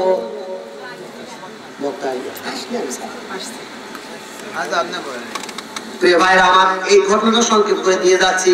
এবার যখন ওই 2টি সন্তান বস্তাবন্দি বস্তু নিয়ে যাচ্ছে, যাওয়ার সময় গেটে দারোয়ানকে বললো এই মুহূর্তে আমরা শ্রদ্ধানন্দ দাসকে হত্যা করে আসলাম, আমাদেরকে এই মুহূর্তে এখনই আমাদেরকে শাস্তি দাও।